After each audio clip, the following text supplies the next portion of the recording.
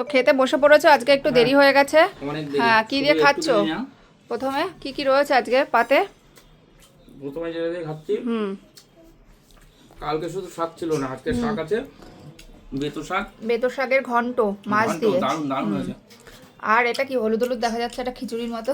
না না, এটা খিচুড়ির মতো না, এটা হচ্ছে পাকা কুমড়ো ভাজা। কুমড়ো ভাজা, হ্যাঁ। হুম, আর ওটা আবার সাথে কি? সাথে হচ্ছে মাছের নারকেল পিস, মাছের নারকেল পিস। ঠিক আছে। আর কি কি রেসিপি আছে?